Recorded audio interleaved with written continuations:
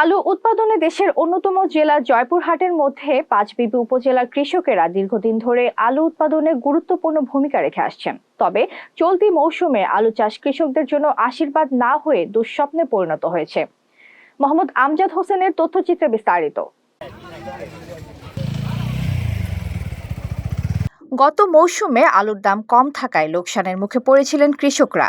সেই ক্ষতি পুষিয়ে নিতে চলতি মৌসুমে বেশি জমিতে আলু চাষ করলেও এবারও বিপাকে পড়েছেন তারা। ঘরে বা ইন্ডাস্ট্রিতে ম্যাগনেস্টার কেবলস, বিশুদ্ধ কপারের নিরাপদ কেবলস, আপনার নিরাপত্তার সঙ্গী। গত বছরও আমরা দাম পাইনি, আবার এবারও তো দেখেন যে সরকার কোনো পদক্ষেপ না নেওয়া, এবারও দাম নেয়। আবার এই যে পানি বৃষ্টি অনাবৃষ্টির কারণে মাঠে যে আমাদের আলুর বেহাল অবস্থা, এই যে কৃষক আপনারা দেখতেছেন, কৃষক প্রত্যেকটা মাঠে কি অবস্থা হয়ে আছে, তাহলে এগুলা যদি আমাদের সরকার কোনো পদক্ষেপ নিত তাহলে আমাদের আজকে এই অবস্থা হতো না।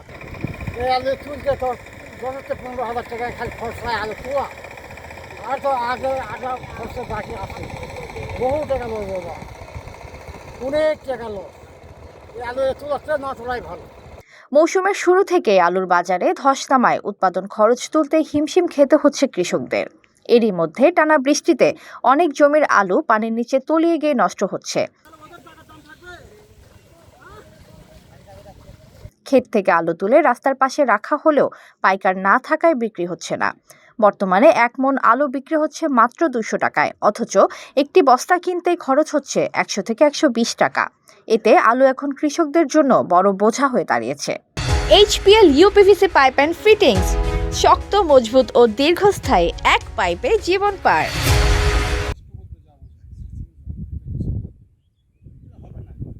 গত বছরে আমি প্রায় ৩০ লক্ষ টাকা লস করেছি। এবার আমার উৎপাদন খরচই হয়েছে প্রায় ১৫ লক্ষ টাকা। এখন পর্যন্ত মাঠে আলু পড়ে আছে, কোনো দাম নাই, কৃষকেরা দিশেহারা। এই করুণ দৃশ্য, এটা সচক্ষে না দেখলে কেউ অনুমান করতে পারবে না কৃষকের দুর্দশা। সরকার যদিও একটা আলু রেট করে দিয়েছে, কিন্তু সেই রেটে আলু বেচাকেনা না হয় কৃষক ব্যাপকভাবে ক্ষতিগ্রস্ত হচ্ছে।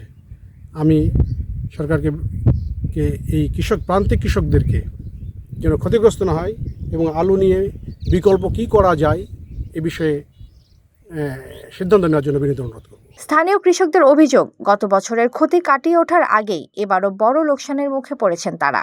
এ বিষয়ে উপজেলা কৃষি কর্মকর্তা কৃষিবিদ জসিম উদ্দিন জানান, পাঁচবিবি উপজেলায় এবছর ৬,৩৯০ হেক্টর জমিতে আলু চাষ হয়েছে।